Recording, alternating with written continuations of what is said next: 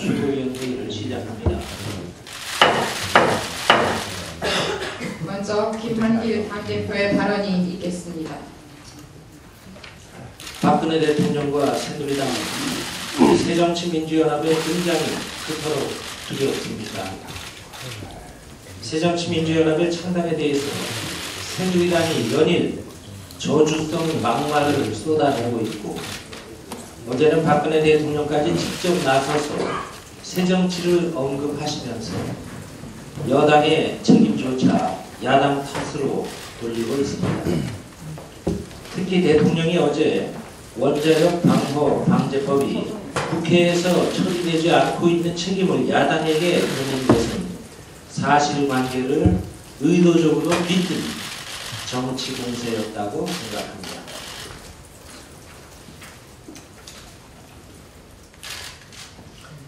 원자력 방호 방제법이 지금까지 국회에서 처리되지 않은 것은 전적으로 국회가 아닌 정부의 책임이며 야당이 아닌 여당의 책임입니다. 정부가 매년 1월에 국회에 통지하는 법률안 국회 제출 계획에도 원자력 방호 방제법은 들어있지 않았고, 지난해 정기국회 때 새누리당의 중점 처리 법안에도 들어있지 않았습니다. 또 지난 2월 임시국회에서도 야당에게 별다른 협조 요청이 없었습니다.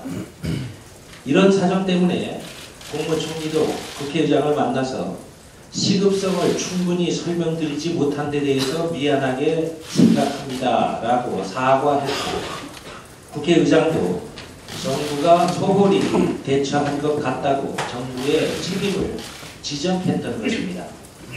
그런데도 박근혜 대통령이 그 책임을 야당에게 떠넘기는 것은 전형적인 정치 공세인 것입니다.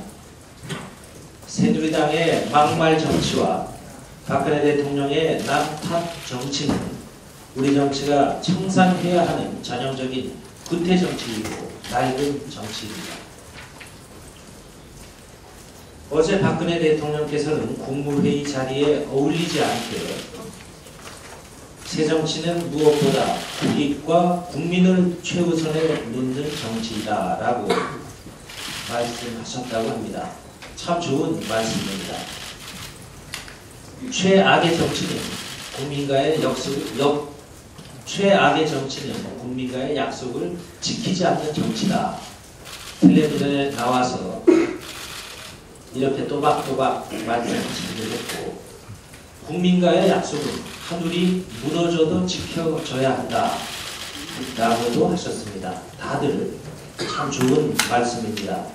문제는 말씀뿐이라는 점에 있습니다. 대선 때 국민들에게 약속했던 기초선거 정당공천 폐지 약속을 파기하면서 이에 대해서 아직까지 국민에게 아무 말씀도 없습니다. 생애 주기별 대국민 약속을 줄줄이 파기하면서 최악의 정치는 국민과의 약속을 지키지 않는 정치다, 이렇게 말씀하고 계십니다. 또한 국정원 등 국가기관의 불법 대선 개입 사건과 최근 간첩 증거 조작 사건으로 헌정 질서와 사법 체계가 뿌리부터 흔들리고 있는데, 지난 1년 동안 진실 규명을 요구하는 국민의 목소리를 무시하고 침묵과 수사 방해로 일관했으면서 대통령께서 무슨 명목으로 국익과 국민을 최우선에 놓는 정책에 대해서 말씀하시는 것인지 의아스러울 따름입니다. 국익과 국민을 최우선에 놓는 정치는 무엇보다 국민과의 약속을 실천하는 정치라는 것을 박근혜 대통령께서 다시 한번 깊이 헤아려 주시기 바랍니다. 이왕 대통령께서 새정치를 언급하셨으니까 이제 정치권 모두가 막말 정치, 남탓 정치를 중단하고 새정치를 위한 선의의 경쟁을 할 것을 제안합니다. 우리는 국민과의 약속을 실천하는 정치가 새정치의 시작이라고 생각합니다. 대통령께서는 국민과 약속했던 기초선거 정당공천 폐지 약속에서부터 모든 어르신들께 65세 이상의 모든 어르신들께 20만 원씩의 기초연금을 드리겠다던 약속도 더 이상 미루지 말고 실천해야 합니다. 나라에 돈이 없다면 애당초 그런 공약을 하지 말았어야 하고 최소한 70%의 어르신들께라도 20만 원씩을 드려야 하지 않겠습니까? 민주당은 이미 여러 차례 정부의 사정을 고려해서 법안 처리에 협조할 수 있다는 의사를 지속적으로 밝혀온 바 있습니다. 기초연금법을 비롯해서 시급한 민생 법안 처리를 위한 임시국회를 소집하자는 제안도 내놓고 있다는 말씀을 드립니다. 어제 새정치민주연합의 경기도당 창당대회가 잘 치러졌습니다. 새정치민주연합의 창당 과정이 많은 관심을 모으고 있습니다. 박근혜 대통령과 새누리당의 공격적인 관심뿐만 아니라 새정치민주연합의 성공을 빌며 이런저런 걱정을 하시는 분들도 계십니다. 새정치민주연합의 창당은 민주당의 역사와 영혼, 안철수 새정치의 가치가 통합되는 과정입니다. 어젯밤에는 안철수 위원장과 만나서 새정치민주연합의 정강정책 관련 문제에 대해서 의논했습니다. 안철수 위원장은 4.19와 5.18은 물론이고 6.15와 14정신을 계승해야 한다는 데에 이견이 없었습니다. 이를 새정치민주연합의 정강정책에 반영해야 한다는 생각에도 저와 아무런 차이가 없었습니다.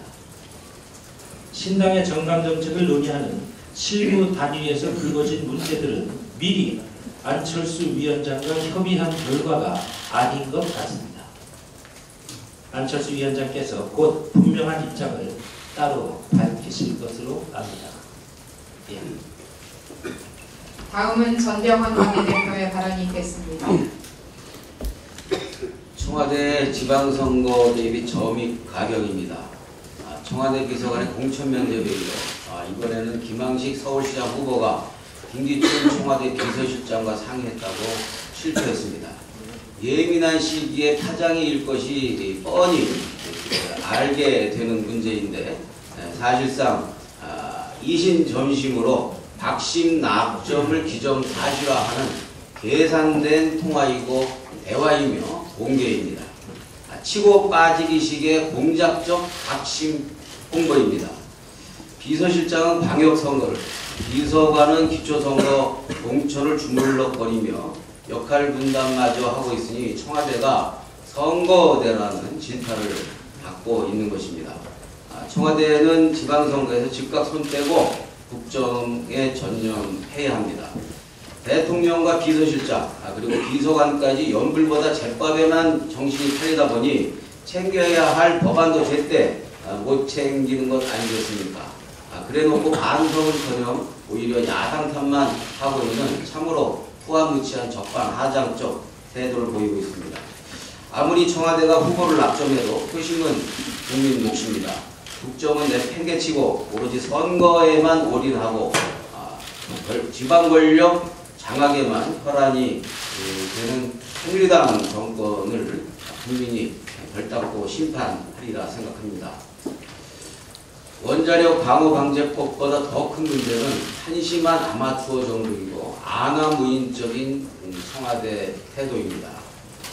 대통령 한마디에 새누리당은 임시국회를 단독 소집하고 입법부 수장인 국회의장의 공식 외교 일정까지 갑자기 취소했습니다. 대한민국 국회가 한심한 아마추어 정부 뒤치다거리나 하기 위해서 국회의장의 아시아 순방 외교를 하루 전에 취소케 하는 외교적 결례를 범하게 하고 또 다른 국가 망신을 초래했습니다.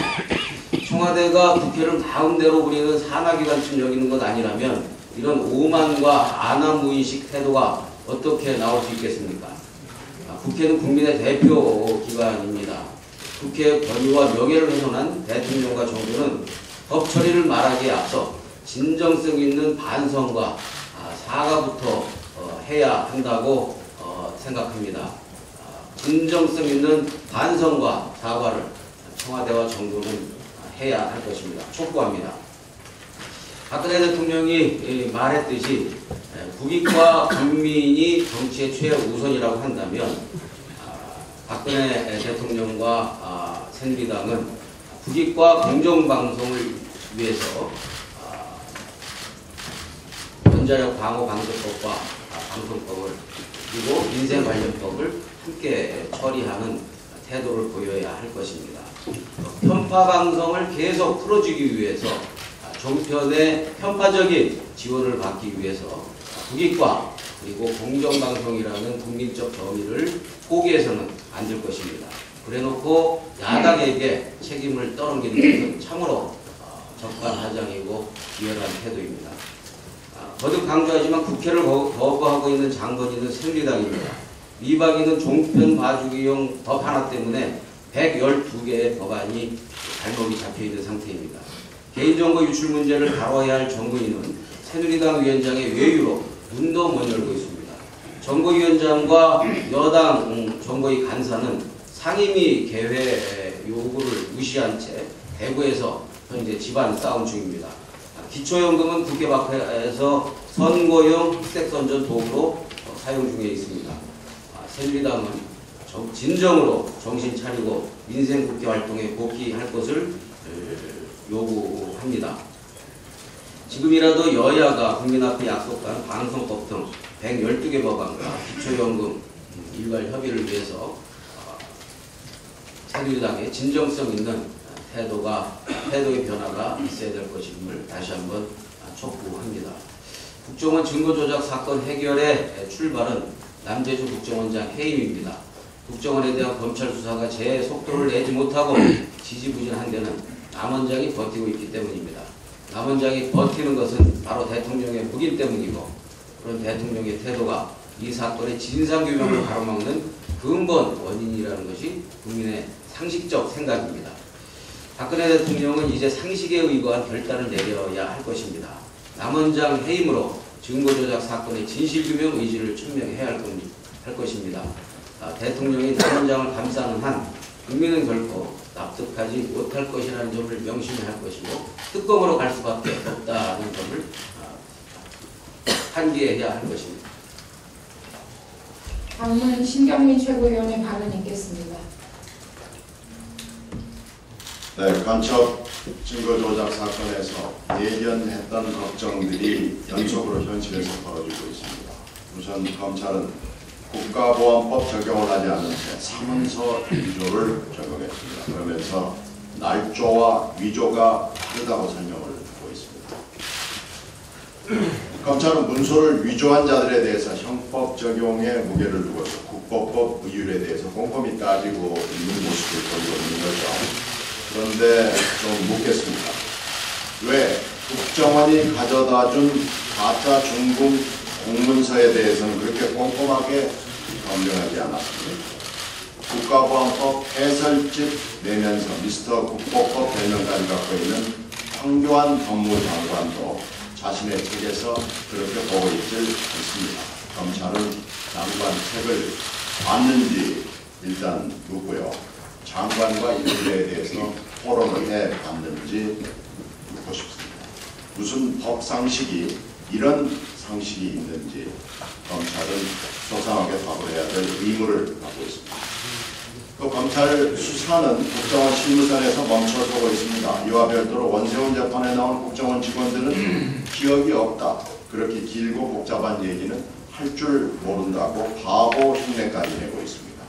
그런데 이 수사에서 국정원은 책임 더 씌우고 꼬리 자르게 하려 확인되지도 않은 사실을 여기저기 일부러 흘리고 있습니다. 국정원은 어떤 때는 바보하고 어떤 때는 영악하고 도대체 국정원의 실체는 뭡니까? 여당은 다행인지 모르겠습니다만 한결같습니다. 이번에도 국정원 비호기관으로 전락했습니다. 달라진 게 있다면 정보위 위원장과 간사는 시장 선거에 나갔을 때는 아예 서울에 있지 않고 자리를 비웠다는 것입니다. 법사위도 오늘 오후에 열릴 예정입니다만 마찬가지 결과가 나올 것으로 생각이 됐습니다. 예견하지 못한 일 하나 생겼습니다. 청와대와 여당은 지난 2년여 방치했던 원자력 방호법 처리를 긴급 현안으로 국가망신이라면서 빨리 처리해달라고 들고 나왔습니다. 2년 이상 가만히 있던 정부 야당이 느닷없이 뜬금없이 갑자기 후련히 난데없이 법을 처리하지 못한 경위를 설명해 줄 것을 요청합니다. 우선 핵테러 억제 협약과 대정 핵물질 방어 협약을 모두 비준하지 않은 나라는 비준한 53개국 중에 16나라에 해당되고 선진국에도 많습니다. 미국, 이탈리아, 싱가포르 있습니다. 이런 나라 모두 국가 망신입니까? 그리고 이 법을 처리해야 할 미방위와 전신인 문방위는 왜 식물위원회가 됐는가 한번 물어봤습니까? 미방위는 첫 해에는 김재철을 지키기, 둘째 해에는 종편 지키기 하느라고 모든 법을 처리하지 못했습니다. 법안 소위조차 구성하지 않고 못했습니다. 방송 지배구조와 해직 언론인 다루는 공정방송 특위도 헛바퀴 돌려서 무산시켰습니다. 김재철과 종편 지키기에 성공했다고 서로 어깨 두드릴 때는 언제고 이제 와서 이게 무슨 소리입니까? 많이 경위를 아는 여당은 청와대가 국가망신 운운하면서 핵발전 법 처리를 하라고 압력을 가하자 숙제하지 못한 학생처럼 화들짝 놀라서 엉뚱한 짓을 하고 있습니다. 청와대 여당은 여론을 호도하려 하지 말고 더 급한 현안은 함께 처리할 것을 요구합니다. 그 중에서도 가장 급한 현안은 모두 다 알듯이 나라의 사법체계를 흔들고 외교 문제까지 초래한 국정원의 간첩 증거 조작의 철저한 진상규명과 재발방지 약속입니다. 박 대통령은 입만 열면 원칙을 강조하는데 도대체 무엇이 원칙인지 그런 것이 있기나 한지 밝히기 바랍니다. 사안의 경중 판단, 의사결정에 대한 대통령의 원칙과 논리를 도무지 우리 머리로는 이해할 수 없습니다. 이상입니다. 다음은 조경태 최고위원의 발언이 있겠습니다. 양승조 최고위원이 발언하시겠습니다.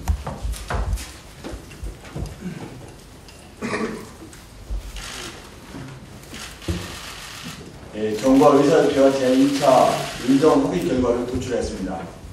정부와 의협의 이번 협의가 대화 타협을 통해 의료 파국을 막았다는 점에서의 노력을 인정합니다. 특히 전공의 수련제도 개선에 대한 의지를 보인 것도 평가합니다. 그러나 이번 협의문에는 정부의 의료 영유아 정책을 포기하지 않겠다는 점이 고스란히 담겨 있어 문제점 많음을 지적하지 않을 수 없습니다. 의료 영유아에 대한 국민의 우려가 여전합니다. 원격 진료를 불과 6개월 만에 시범사업을 결정하고 서비스나 발전 기본법에 대해서는 불명확한 입장입니다. 더구나 영유아 자법의 문제와 관련하여 단체 간의 협의만 진행하도록 했다는 점은 문제점이 많은 협상이라고 보여집니다. 이렇듯 의료 영유아 3대 쟁점 사항인 원격 진료, 영유아 자법인, 법인 약국 등에 대한 교묘하고 향후 논의한다는 두루뭉술한 표현이 있어 해석의 논란이 아주 클 듯합니다. 국민들은 의료계가 스스로 파업을 한 원을 돌이켜보고 이번 협상안의 의미를 명확히 인지하여 국민을 위한 의료가 무엇인지 현명하고 냉철한 판단을 내릴 것을 기대합니다. 우리 민주당 입장은 분명합니다. 원격 진료를 일반화는 의료상의 우려가 있고 궁극적으로 지방문제 의료병원이 고사를 가져올 것입니다. 또한 의료법인이 영리 자법인 허용은 의료 영리화로 가는 단계로 보기 때문에 동의하기 어렵습니다. 법인약국 선진 역시 대자본의 지배를 가져오고 동네약국, 길목약국 고사를 가져와 결국 국민들이 커다란 불편을 가져올 것이기 때문에 반대합니다.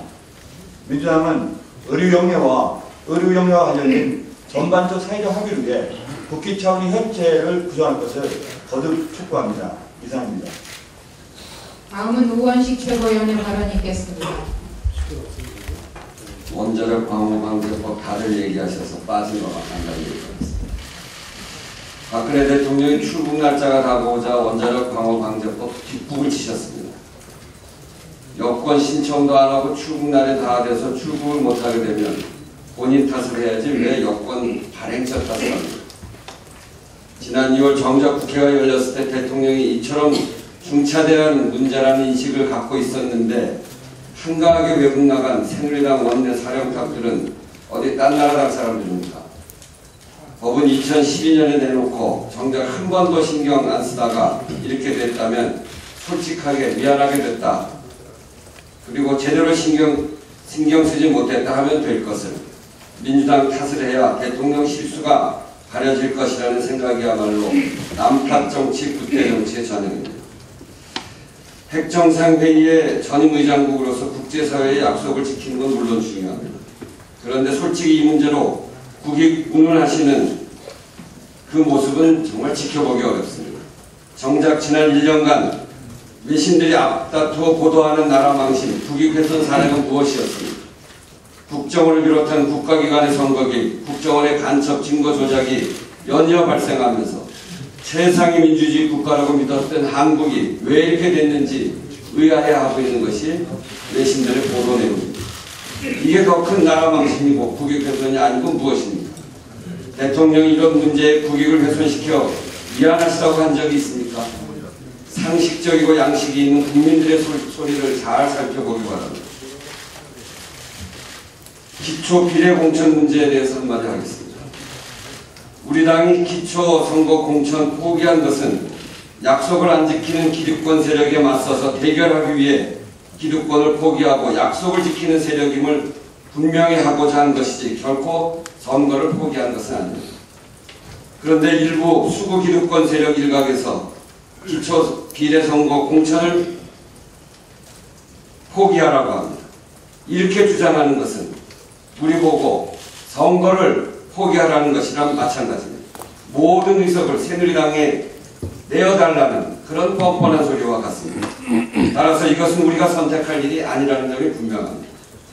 기초 비례 후보를 공천하지 않는다면 현재 선거제도에 있는 정당 투표의 많은 국민들이 기호 2번 새정치민주연합을 선택할 텐데 이런 국민들의 선택을 모두 무시하는 것이 됩니다. 따라서 이 문제는 좌고우면할 문제가 아닙니다. 이상. 다음은 박혜자 최고위원의 발언이 있겠습니다. 서울시 교육청과 교육지원청 그리고 산하기관에서 문용림 교육감의 책을 구매한 내용을 보니까 2,400여만 원을 들여서 5천여 원을 구매한 것으로 나타났습니다. 서울시 교육청 산하기관에서 가장 많이 구매한 책은 문용림 교수님과 함께하는 정약용 책배수라는 이야기책입니다. 문교육감이 취임 이후에 핵심 산업으로 추진했던 것이 정약용 책배수 프로젝트인데요. 이름이 똑같습니다.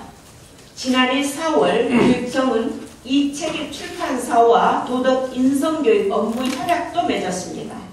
업무 협약서에 서명한 사람은 문교육감 자신입니다.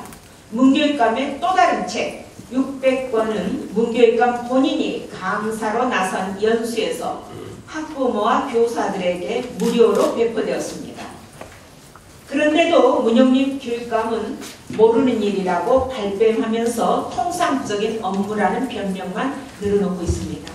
선거법에 위반 여부는 차치하고라도 교육청 예산으로 자신의 저서를 사들이고 배포해도 별 문제가 아니라는 교육감의 인식과 동의하지 않을 수 없습니다.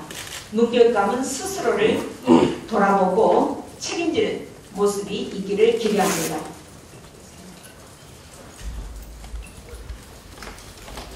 내용을 백서로 만들어서 대표님께 제가 전달하도록 하겠습니다. 알았습니다.